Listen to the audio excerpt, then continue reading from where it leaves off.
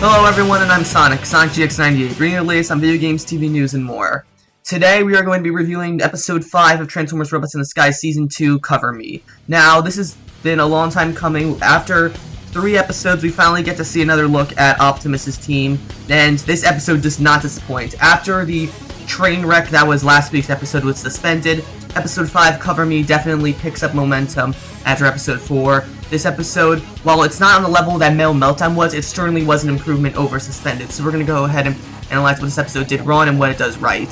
So this episode gets off to a rather sudden start. By the time the episode already starts, Sideswipe, Drift, Windblade, and Optimus already have desert camos that Windblade explains in a like one quick sentence that like they scanned it off a desert truck or something. So apparently Sideswipe, Drift, Optimus, and Windblade are after a Decepticon called Razor Paw. Now, I don't know if this is continuing up, but back in Windblade's debut episode, in episode 1, in season 1, episode 23, The Buzz on Windblade, she was battling Razor Paw in that. So unless either this is a like Razor Paw's long lost twin or something, that's like my only problem with continuity here. Regardless, this episode, it's got some funny moments, like having Sideswipe constantly annoy Drift and Windblade. It's got some good moments. The main story of this episode, though, mainly seems to be about Windblade being concerned about Optimus's well-being, because throughout the episode, Optimus shown to be rather weak. And now, what I don't understand is while Optimus is shown to be weak in this episode, he was still weak back it was in Overloaded Part 2, but he learned to like power through it. Though I guess like after like, well, I guess maybe driving from the Arctic straight into a desert will do that to you. But that's it. Now, next we're going to talk about the new Decepticons that were introduced in this episode. Now, while Razor Paw does feature some unique abilities, like I like how he has the ability to drain Energon, similarly to how Night Strike was back in Season 1. But instead of like having some sort of like sonic wave transfer thing that Night Strike did, Razor Paw just seems to basically like, suck it, like drain it straight from them physically like a vampire. So when he grabs Windblade towards the end of the episode, it seems physically draining the Energon from her. So I like that more Decepticons like that seem to have Energon draining capabilities. Now, if I think probably won't happen, I'd like to see maybe one of the Autobots maybe get this ability, the ability to absorb Energon. Maybe not from Decepticons, but from like other like raw Energon sources. That'd be interesting. Now, along with that, we've also got 2 brand new Minicons. We have Glacius and Sweltzer. Now, probably along except for Jetstorm Slipstream, these guys are probably my favorite Minicons right now. I mean, it's nice to actually see, if you're a Minicon that can take down Optimus Prime, then you're definitely a badass in your own right. So, Glacius and Sweltzer are basically the polar opposites of each other, with Glacius being an Ice-type Minicon and Sweltzer being a Fire Minicon. As such, each of them, their personalities reflect their elemental types.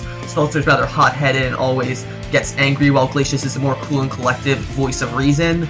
Now, I like to see I like the little banter the two go on about how they believe that Razor Paw is mistreating them, while Sweltzer wants to go ahead and kill Razor Paw. Glacius suggests that they should just obey him.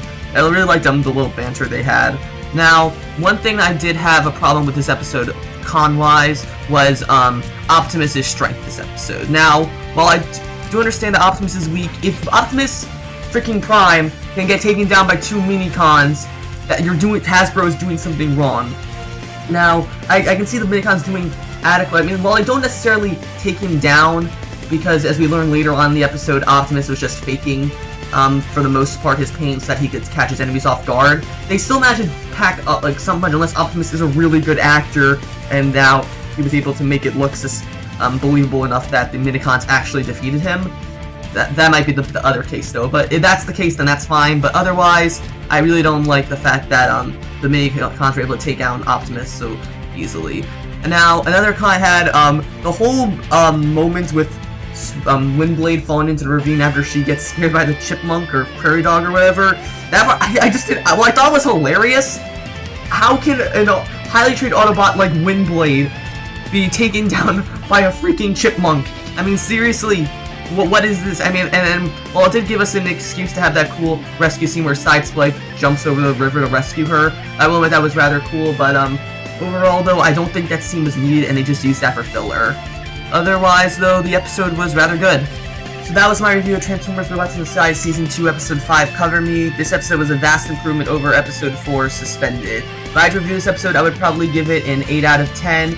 Glacius and Swelter's characters were really great. The fight between Optimus, Windblade, and the Razor Paw and the Mini-Cons was awesome. The only cons being Windblade's chipmunk scene and the fact that the Mini-Cons were able to take on Optimus so quickly. Besides that though, this episode was great and a great way to pick up the momentum after Episode 4, sort of just grinded to a halt. And after that, we've got Episode 6, Brain Power, coming up next week, which I'll be reviewing as well.